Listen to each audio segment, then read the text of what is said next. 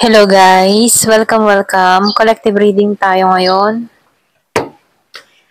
Tingnan natin kung anong current energy ng person mo para to sa mga no contact situation na nakikibalita sa person nila.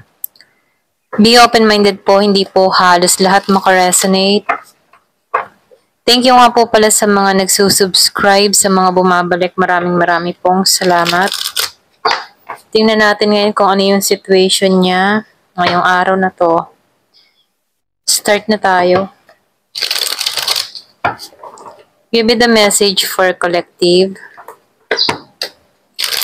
Ano yung energy ng person mo ngayon?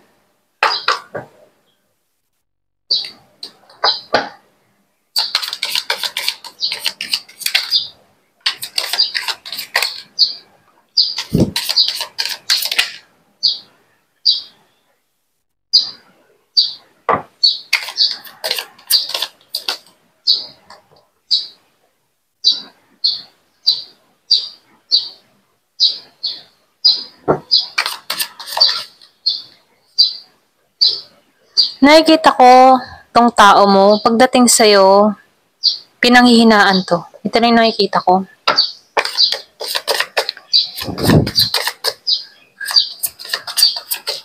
So, nakikitaan ko rin dito, ngayon niya nare-realize na yung bang tipong ngayon niya nare-realize na gusto kanyang makasama dito sa Ten of Cups. Ngayon niya dito nare-realize na yung bang tipo na ngayon pa ba ako susuko? Ngayon ko pa bibitawan tong tao nito? Itatapon ko ba yung mga pinagsamahan namin dito? So, pumapasok yung realization dito sa tao mo. Nakikita ko dito na ngayon niya nakikita, ngayon niya nababalance na marami na kayong pinagdaanan dito na kung saan na nalalampasan niyo to. Kahit ang tao na to, nakikitaan ko dito na ngayon pumapasok sa kanya dito na kailangan niyang baguhin. Okay? So, nakikitaan ko dito na itong tao mo, gusto niyong mabuo muli kayo dito.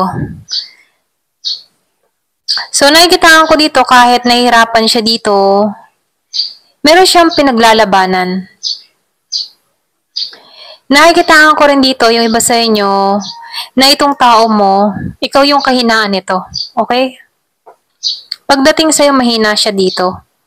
Kung naman yung dahilan ng pagkakalayo-layo niyo ng tao na to, nakikitaan ko dito na pagdating sa'yo, pinanghihinaan siya dito. Okay?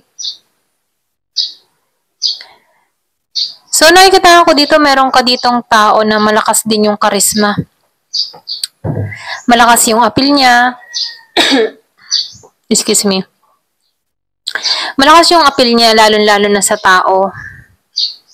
Meron kang tao dito na very attractive, very charming, or pwede rin kahit hindi naman kagwapuhan, kagandahan, malakas yung karisma. Nakikitaan ko dito, ikaw yung gusto nitong makasama. Yung iba sa inyo ha, andun pa rin yung Ten of Cups nito sa'yo. Ikaw pa rin yung kanyang gustong makapiling, makasama. Ikaw yung nagparamdam sa kanya ng pamilya. Kaya lang itong tao mo, medyo hindi nagiging maganda yung sitwasyon niya, lalo-lalo na sa kanyang ginagawa. Pero naman yung tinatrabaho ng tao mo, hindi pa siya nagiging mapalad, medyo mabagal yung kinahihinat na ng kanyang ginagawa. Pwede rin sabihin, meron itong pinag-iipunan, pero kulang at kulang pa din. So, nakikita ko dito, weak to pagdating sa'yo ha. Ayan. So, meron ako nakikitang Aries, merong Leo, merong Sagittarius, meron din ako nakikita ditong Scorpio, merong Cancer, Pisces, meron ding Virgo, Capricorn, and Taurus. Meron tong mga tinatrabaho pero hindi pa rin nagiging maganda yung sitwasyon, kulang at kulang pa din.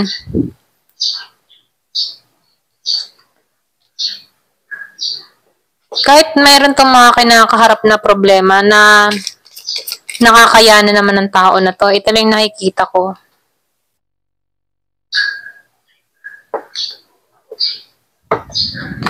Kung madalas mo makita yung 888, nangangahulugan ito na may malaking pagbabago. Meron dito ang infinity symbol.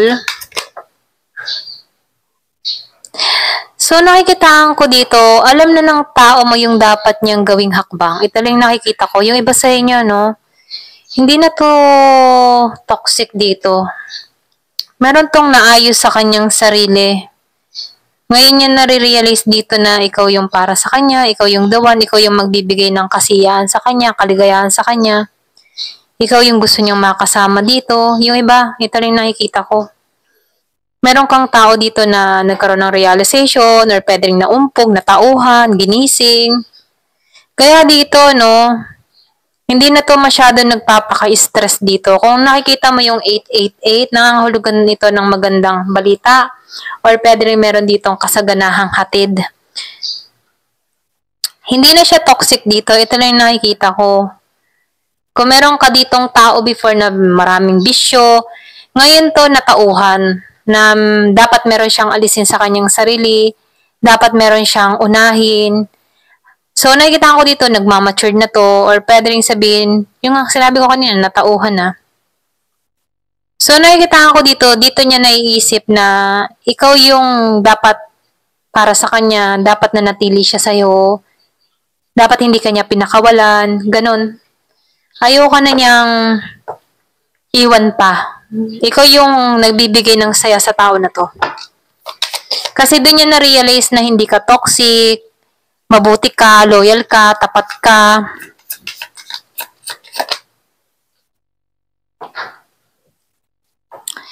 Yung iba sa inyo, nakikitaan ko dito magbabaka sakali to sa'yo. Meron siya ditong gustong ipaglaban. Pwedeng ipaglaban niya yung sarili niya sa'yo. Yung iba sa inyo, pwedeng ipagsiksikan ng tao na to. Kahit may mga pagsubok or mayroong mga humahad lang sa kanya dito, kung meron ditong pumipigil sa tao nito, hindi na to magpapapigil. Alam niya na yung gusto niya. Gusto nitong tahakin ka. Kasi ikaw yung nagbibigay ng saya sa tao na to. Ikaw yung happiness ng tao na to. Kung meron mga involved sa inyo ng tao na to, nakikitaan ko dito, inaayos niya to. Inaayos niya kung sino yung gumulo. So, pupunta to sa'yo nang wala ng problema. Ganon. Kasi ikaw yung nakikita ng tao nito na bagong simula para sa kanya. Ikaw yung kanyang pag-asa. Ginising tong tao na to. So, nakikitaan ko dito, nakikitaan ka ng tao nito na malakas yung iyong intuition, malakas yung kutob mo, nakaka-survive ka. Yung iba naman sa inyo, nakikitaan ko dito, pwedeng yung iba sa inyo, meron kang ginagawa sa social media na alam ng tao na to. Yung iba, or pwedeng kilala ka lang talagang tao. Ganun yung klase ng trabaho mo, maraming nakakakilala. Kahit ipagtanong ka, may tuturo at may tuturo ang bahay nyo. Nakikitaan ko dito, hindi takot magbaka. Sakali tong tao na to para sa'yo. Susugal siya sa'yo. Yun na lang naisip niyang paraan dito. Susugal siya muli sa'yo, ganyan. Ikaw yung pag-asa niya.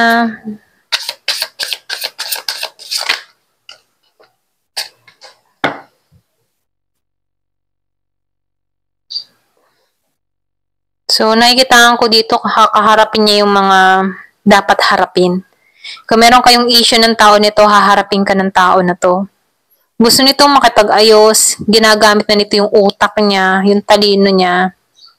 So, nakikitaan ko dito, gusto na nitong iwaksi or itama yung mga mali niyang ginawa sa'yo. Tignan mo, lumabas Ace of Swords, Ace of Pentacles. So, nakikitaan ko dito, malinaw na sa tao na to lahat. Okay? So, nakikitaan ko dito na ikaw yung pag-asa para sa kanya. Pwedeng ikaw yung maganda yung sitwasyon ngayon, ano? Maganda yung iyong kinalalagyan ngayon. Kaya itong tao na ito, ikaw yung Tanging naiisip niyang paraan na makakatulong sa kanya. Wala nang iba. So, nakikitaan ko dito, itong tao na to pagdating sa'yo, hindi to grounded. Kung halimbawa, merong nagkaka-interest sa tao mo, mas ikaw yung pipiliin nito, okay? Kung dalawa kayo sa buhay ng tao nito, ikaw yung mas nakikita nitong mas higit dun sa kinakasama niya dito. Kaya lang hindi niya nga lang dito mapagsiksikan yung sarili niya dahil pumapalag ka dito. Pero ganun pa man, manunuyo to sa'yo, andun yung kanyang spiritual love. Merong nakita tong tao na to na wala sa iba.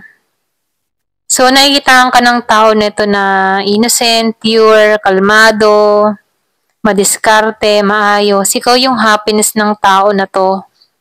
Sinusunod niya yung intuition niya dito, ginigising na tong tao na to, magbabaka sakali sa'yo. Nakikitaan ng tao na to, pagdating sa'yo, lalago siya. Ikaw yung nakikitaan nitong renewal, ikaw yung happiness para sa kanya. Pagkasama ka ng tao nito, alam niya yung gagawin niya. Alam mo yun, may direction yung buhay niya. Alam niya, para ba nagkakaroon siya ng pangarap muli, nangangarap siya, kakaroon siya ng ideas. So, nafe-feel ko dito, para mo siyang dinidiligan ng yung energy niya, ganon. Dinidiligan mo siya, para nagkakaroon siya ng motivation dito. So, nakikitaan ko dito, ikaw yung kanyang pag-asa. Ayan.